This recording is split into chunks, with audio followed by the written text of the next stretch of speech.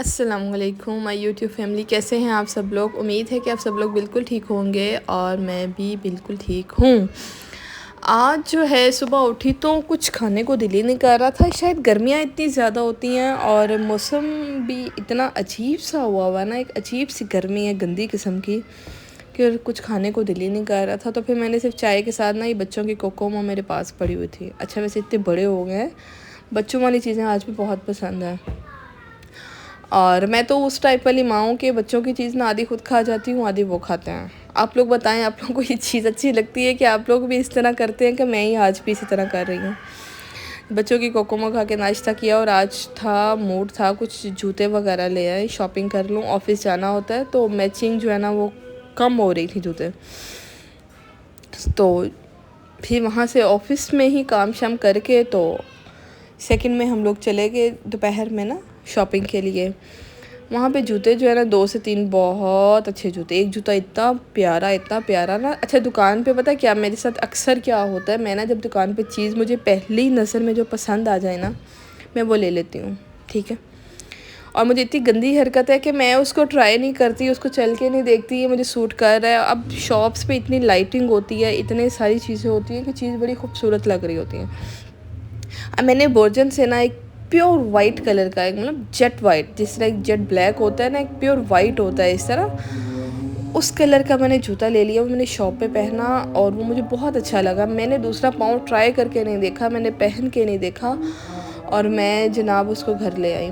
एक और मुझे बहुत बुरी वाली हरकत मैं क्या करती हूँ कि जो स्लिप्स होती है मैं वो भी ऑन द स्पॉट फेंक देती हूँ कि वापसी के रास्ते सब मैं बंद कर आती हूँ, ताकि बंदा ऑल्ट्रेशन भी, आपको पता है स्लिप के बगैर ऑल्ट्रेशन में काफ़ी मसले मसाइल आ जाते हैं।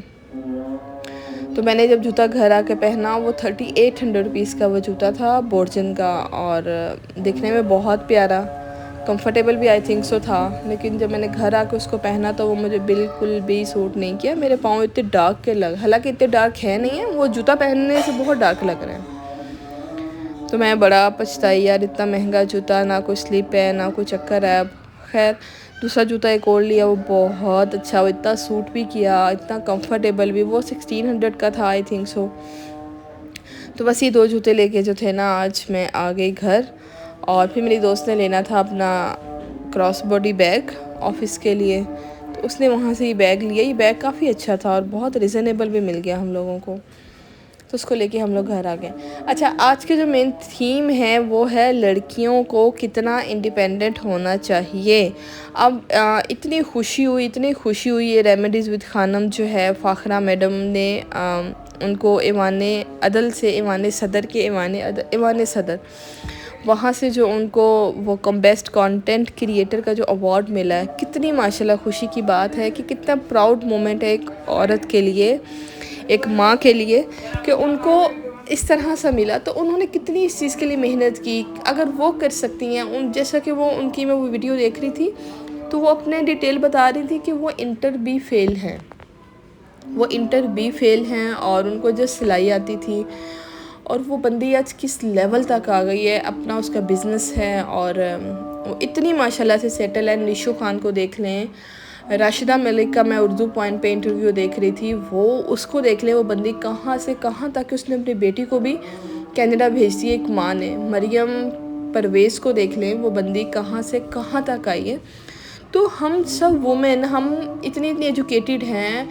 ये राशिदा मलिक, ये रेमेडीज़ विद खानम, ये तो इतनी एजुकेटेड भी नहीं थी। तो हम लोग तो इतने एजुकेटेड हैं, और अगर वो सब कर सकती हैं तो इसका मतलब है कि हम सब भी कर सकते हैं। हमें भी सिर्फ मेहनत करनी है, और मेहनत तो करनी ही करनी है। एक हमें उसकी राइट डायरेक्शन में करनी है और एक कंसिस्टेंसी के साथ करनी है। जिस तरह मैं भी क्या करती हूँ, 4 दिन वीडियो डालती हूँ, 6 दिन में डालती नहीं हूँ, मैं उसको छोड़ देती हूँ। जब तक कंसिस्टेंसी नहीं होगी, जब तक मैं प्रॉपर काम नहीं करूँगी, मेरा चैनल किस तरह से वायरल होगा? नहीं होगा। तो सबसे पहली चीज़ जो होती है, मेहनत करना तो ठीक है, ज़रूरी है, कंसिस्टेंट हो के मेहनत करना बहुत ज़रूरी है। जैसे मुझे अभी भी याद है, जब मैंने इस चैनल को बिल्कुल स्टार्ट किया था तो मैं ऑलमोस्ट हफ्ते में 3 वीडियो जो थी अपलोड करती थी। 3 वीडियोस जो थी मैं अपलोड करती थी। अब मैं हफ्ते में 1 भी नहीं करती। मैं कंसिस्टेंसी नहीं दिखा रही। जब मैं कंसिस्टेंसी नहीं दिखा रही तो मेरा चैनल भी उस हिसाब से उतना ग्रो नहीं कर रहा अभी तक। लेकिन चूँकि मुझे शौक़ है और मैं करना चाह रही हूँ तो मैं अभी तक कोशिश किए जा रही हूँ, लेकिन उस हिसाब से जो है वो नहीं चल पा रहा। तो मेहनत करने के साथ साथ हमें कंसिस्टेंट होना पड़ेगा और हमें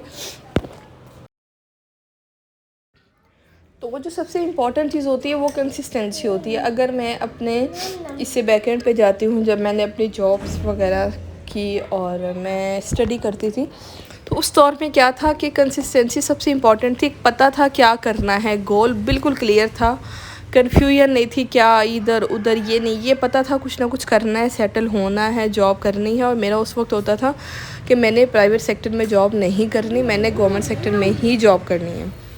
जब इंसान का इस तरह से विजन बहुत क्लियर होता है ना तो वो कुछ ना कुछ कर ही जाता है। और आज अल्हम्दुलिल्लाह मैं गवर्नमेंट जॉब में ही हूँ और मेरा बहुत अच्छा स्केल है, मैं गवर्नमेंट ऑफिसर हूँ इस वक्त। तो मतलब इस सारी बात का क्या हुआ कि जब आपका गोल क्लियर होता है, जब आपको पता होता है ना कि मुझे जाना कहाँ पे, अब मैं इस ख्वाहिश में तो थी कि मैंने गवर्नमेंट जॉब ही करनी है।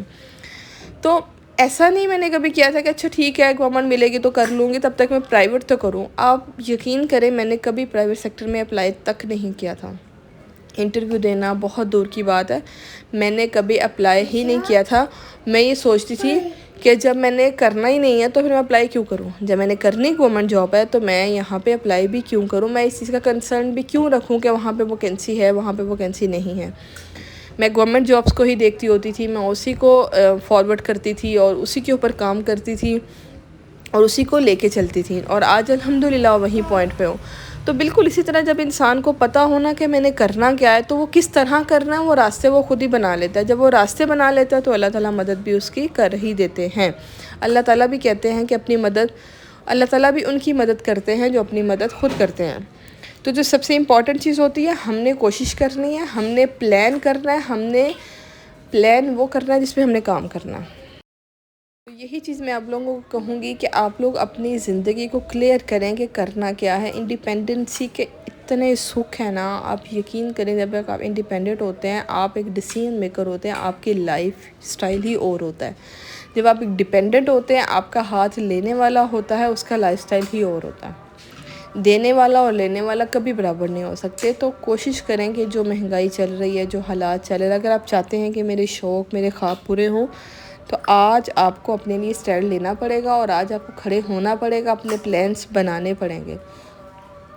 इतनी सारी यूट्यूबर्स हैं, हमें इनसे एक ही चीज़ मिलती है कि इन्होंने कोशिश की, इन्होंने मेहनत की और कंसिस्टेंसी दिखाई, तो आज ये सब कामयाब हुई हैं। तो जब ये हो सकती हैं तो आप क्यों नहीं हो सकते। आप अपनी कैपेबिलिटीज़ को देखें, अपनी अपॉर्चुनिटीज़ को देखें, अपना इन्वायरमेंट देखें, अपना माहौल घर का देखें, उसके अकॉर्डिंगली चीज़ों को प्लान करें। दूसरों को देख के नहीं चलें कि वो कर रहा है तो अच्छा ठीक है मैं कर लूँ, वो ये कर रहा है तो मैं ये कर लूँ। इस तरह चीज़ें कभी भी नहीं चलती होती। हर इंसान की जो इन्वायरमेंट होता है, उसकी एबिलिटीज़ होती हैं, उसकी वीकनेसेस होती हैं, वो सब डिफरेंट होती हैं। तो जब वो डिफरेंट होती हैं तो सब चीज़ें उसके अकॉर्डिंगली चलती है। आपने अपना एनालिसिस बैठ के करना और उसके अकॉर्डिंगली चीज़ों को लेके चलें। उम्मीद है कि आप लोगों को कुछ समझ ज़रूर आज की वीडियो में आया होगा। तो आप लोग अपने कमेंट करके अपना एक्सपीरियंस ज़रूर शेयर करें। तब तक के लिए अल्लाह हाफिज़। अच्छा ठीक है, आजा पानी लेके आती हूँ।